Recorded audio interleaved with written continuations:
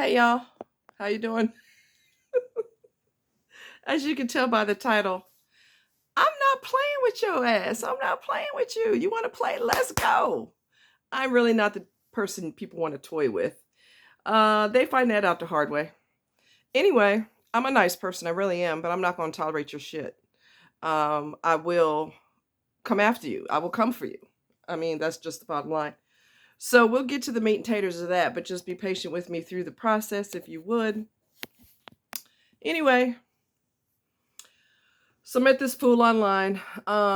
He's not a good person, but he pretended he was. That's what narcissists do. They pretend they're the nicest person in the entire world, man or woman, it doesn't matter. They fake, fake, fake, fake, fake, fake, fake until they reveal, because the mask is heavy and they're going to reveal who they truly are. It's just a matter of time. So anybody who cannot detect narcissism until they fall in love with this person, you don't know enough about narcissism. You have to educate yourself on narcissism. You have to learn to recognize the signs. You have to learn to see what they respond to and what they don't respond to and how they respond. You can smell narcissism. You get educated enough, you can smell it. And if you can't detect it in the beginning, you will detect it once the mask slips. Okay? Don't give your heart so fast. Don't give your heart that fast, people. So anyway, so we told acquaintances of his that we were going, we told acquaintances of his that we were going to Minnesota, and it was summer here in Missouri at the time. And they started laughing. We're like, what? They said, and I quote, "You're going to freeze your ass off." So you're going to freeze your ass off. So anyway, we decided to check the temperature in Minnesota because we learned that just because it's winter in Missouri, that does not mean it's winter in Minnesota. Does not mean that, okay? We found that out. We packed winter clothes. We packed coats, hats, gloves, tons and tons of blankets with our sleeping bags. Minnesota does not permit you to bring your own firewood, supposedly because of bugs from other states getting into their state, whatever, which is kind of dumb, really, because they can travel through the sky, through the wind. Do you honestly think there's an invisible barrier around Minnesota that bugs can't get in from other states? It's pretty dumb. But anyway, you're not allowed to bring in wood from other places in Minnesota. You have to purchase their campfire wood. Okay, so anyway, he wasn't thrilled about that. He had a small temper tantrum, whatever. Anyway, so the trip went really well. We camped with a tent, all right? And the scenery is so beautiful. The further north you go, the prettier it gets. So it was stunning. Okay. Oh my God. I mean, wow. I mean, Canada brags about how beautiful they are. Well, but we're not too shabby either over here, really, because like I said, the further north you go, the prettier it gets, and we're still in Minnesota, still in the United States. So anyway, so the trip went really well. He was upset because of the firewood thing, so he was going to pout like a child because he's a narcissist and they're nothing but toddlers. He tried to ruin the night, and I said, let it go. Let it go. I'm not happy about it either, but let it go. That's their rules. That's it. So what else? It is warm in here. Oh God, I'm dying. I'm freaking dying. I just came out of the shower, so I'm a little toasty. Anyway, so I'll be right back. Bear with me. Bear with me, y'all.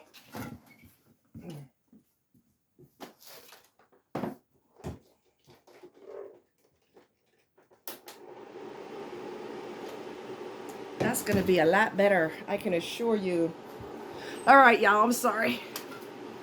I had to put some air on because I was like dying. Put a fan on. Like I said, I just got out of a hot shower, so I'm toasty. Anyway, well, I'm always toasty. That ain't nothing new. Anyway, so the trip was great. We went to, like I said, the further north you go, the prettier it is. Lake Superior is ginormous. Okay? You think it's big on a map, you haven't seen nothing yet. When you see it in person and you go through multiple states, and you still see glimpses of the lake, you're like, wow, okay, wow. I mean, the map does it absolutely no justice whatsoever. Um, we brought our own food,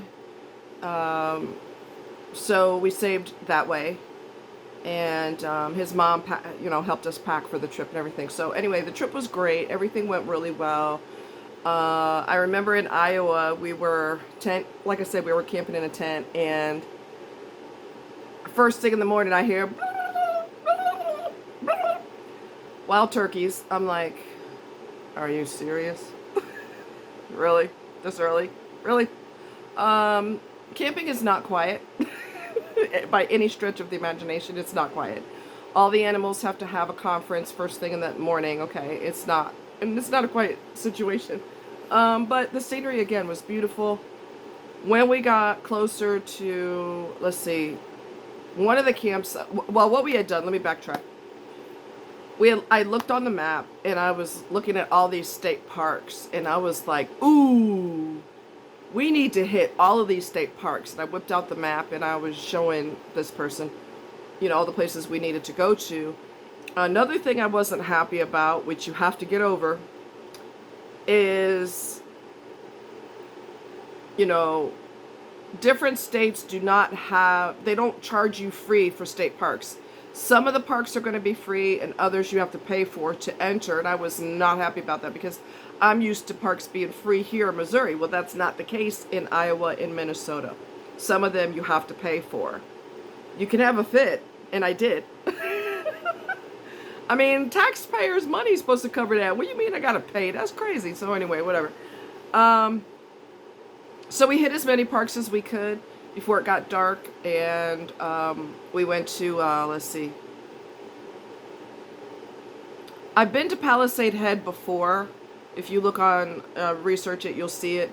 It's right there on the lake. Absolutely gorgeous. As you're driving up to Palisade Head, you're driving higher and higher and higher and higher and higher without coming down at all. So it's a very high altitude. And it's gorgeous. It's absolutely gorgeous. Beautiful. I don't know how many feet it is above the lake, but if you were to fall, you'd have a problem. You wouldn't survive it. Pretty sure you wouldn't survive it because it was real high. Gorgeous. I don't know the islands that are right across from Palisade Head. I'd have to research that because I don't remember what they're called, but you can see it. It's just really, really nice. And I remember sitting on the rock the time that I did go to Palisade Head, so I'm backwards right now, going backwards, bear with me. I was sitting there on the rock above the water, and a chipmunk ran right past me, and I'm like, oh, okay, well, okay. That was interesting. How often do you see chipmunks? So that was cute. Anyway, back to me and Wackadoo. So one of the parks that we stayed at, and I'll go to Lake Superior in a minute. One of the parks we stayed at, you could hear the river roaring. It's a river off of Lake Superior. You could literally hear it roaring all night. And I guess I don't know if they had a lot of rain, but it was super high and it was super crazy with the sounds. I mean, and you get to hear that when you go to sleep at night. So that was really neat. It's just spectacular. It's just really, like I said, I mean, wow. Wow. So one of the parks that we went to, it had multiple waterfalls, which is my favorite thing. One of my favorite things.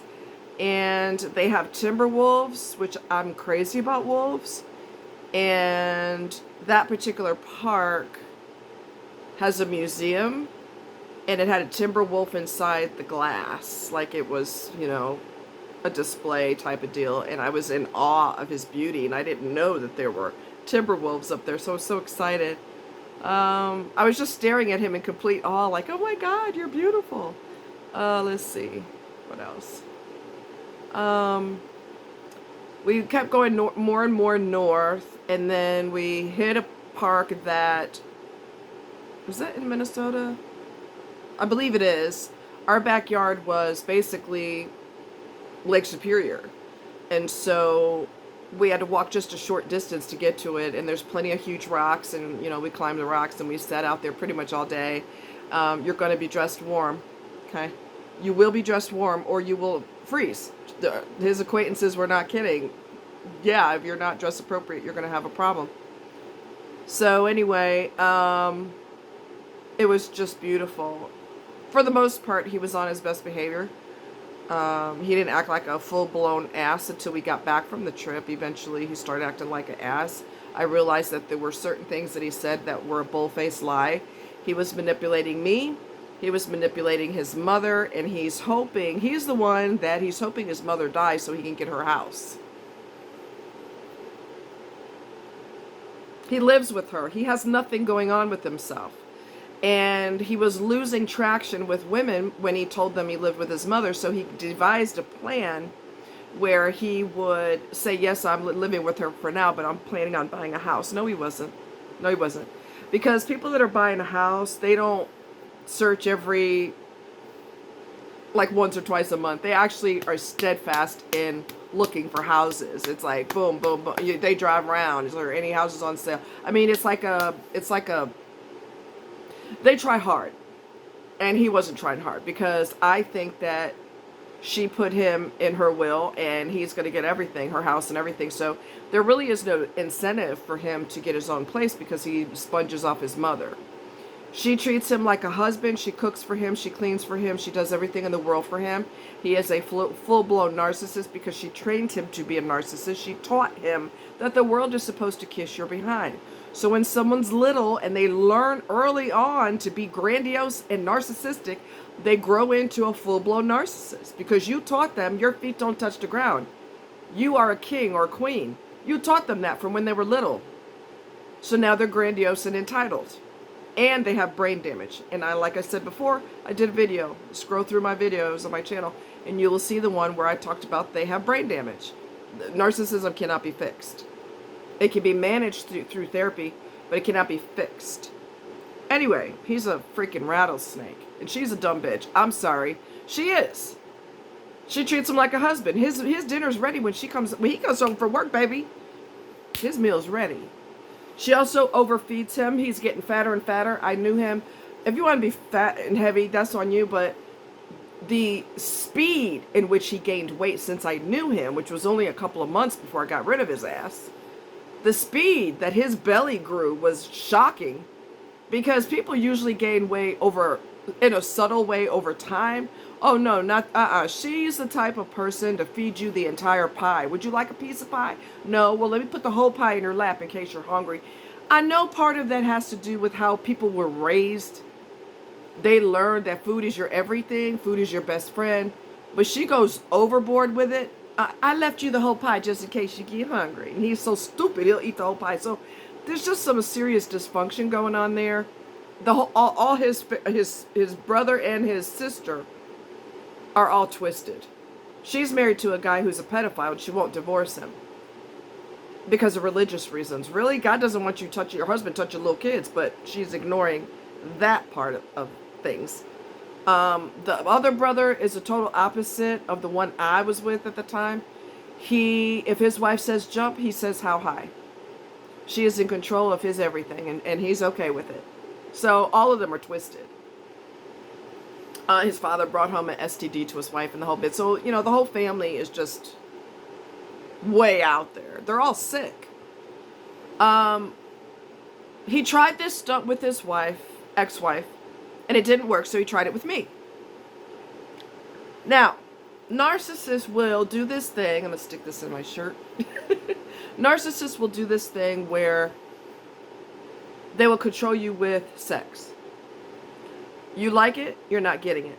They don't like sex. I mean, it doesn't really do anything for them. For them, that is a manipulation ploy. They know that the more they do you, the more you're going to more likely you are to fall in love with them. I don't do that. I might love the person you pretended to be, but I don't love you once I find out who you are. Okay? Who you really are, not the facade. Anyway, so he tried this shit with when he was married. You know, like I said, anything you want, you're eventually not going to get. And so he stopped having sex with her, and she decided to start hanging with this band and started banging one of the guys in the band. She tried to bang a guy at her job and she got fired. I don't know if the guy got fired, but they were both married. See what I mean about sickness and dysfunction? So the person I was with was impotent, and he decided to stop taking his Viagra. In addition to horrible behavior, horrible attitude, pathetic lies, manipulation, attitude out of nowhere, which I refuse to tolerate. Look here, I'm not getting any younger. I'm not going to put up with this shit. I'm not. Let your ex-wife put up with you, or whoever. Let your mama/wife put up with you, because I'm not. And so I told him, I'm done with you. You're going to go to therapy. And I'm so disgusted with you. And he did the stonewalling. He'd get irritated about something and decide he's not going to answer his phone and he's going to go quiet. I'm not playing with you, motherfucker. I'm not playing. All right? I'm the right one to play with. I'm the right one to play with. So I told him, I don't want to ever speak to you again until you go to therapy. And I don't want you telling me that there's an appointment. You have the therapist call me, because I don't want to hear your voice until your ass is in therapy. And I gave him a deadline. And he didn't do it. Because narcissists will fight getting better. They like their sickness. They love it. It gives them a hard-on. You don't give them a hard-on if they got a problem down there. But aggravating the shit out of people gives them a fucking hard-on that is harder than diamonds, okay? And I'm not going to play with your ass. I'm just not. So I gave him a deadline because he was jacking around first day, second, third day, fourth day, no phone call from a therapist. When in reality, I should have dumped him. You are too old for me to try to teach you shit. Your ass should have been in therapy a long time ago. Should have been in therapy a long goddamn time ago. Truth be told. I can't fix what's broken. I'm not a therapist. And some therapists can't even help you because you're too in love with your sickness. And you go to the therapy to manipulate the therapist. Oh, shit. Did I go there? Yes, the hell I did. Some of them will go to therapy to manipulate the therapist. So you need someone who has expertise in narcissistic behavior and their slick little slimy ways. Okay? They need to be well versed on narcissistic behavior. Anyway, so, these multiple days come by. I don't get a phone call. He didn't tell me nothing about nothing. Didn't tell me anything about... Therapist didn't call me. I said, okay. I texted him because I'm not going to hear your ugly ass voice. You got until next week to make an appointment with the therapist, which you of course did not do and wasn't going to do. So I dumped him. And I left a message for his mother/wife. And I said, your son has too much of his father in him. He has a serious rage problem. He hides it from you. But he's got a rage problem. In addition to, I left this on her phone. Don't laugh, y'all. It's not funny. I said, in addition to, he's impotent and refuses to use his medication. Now, I didn't say that to be vindictive, but it ended up becoming vindictive because I'm pretty sure when he came home from work, she had him listen to the answer machine. She saved that message and had him listen, and I'm sure he was so humiliated that his face was redder than a cooked lobster. Now your wife knows/mother knows that your dick don't work. Not only that it doesn't work, but the fact that you refuse to do anything about it. And when I told him before I dumped his ass, I said, this didn't work when you tried this with your wife when you were married, so what makes you think this is going to work now? We got engaged quickly because he was speed. We got to go quick. We got to get a ring. Let's go. Because they don't want you to see who they really are. So we got to go full speed ahead. If he was the actual person that he pretended to be, you will love that person because they're sweet and kind and everything else. But all of that was a lie and all of that was fake. So I'm sure his mother /wife almost swallowed her tongue when she listened to that message. And he was humiliated beyond words. And it's true. I'm not saying it to make you feel littler than you already feel. But it's true. It's a manipulation tactic. And then when you jump their world about it, we were engaged. And when you jump their world about it, gorgeous ring, by the way. Anyway, move right along. When you jump their ass about it, they say, I can't afford my medication. I can't afford it. I can't afford it. I can't afford it. Really? He didn't mind dropping almost $100 to go to a Royals game. Oh. He didn't mind buying food there. Food over there is not cheap. Those of you that have been to professional sports games, you know they're not cheap. He didn't cry one moment about the money he spent for that.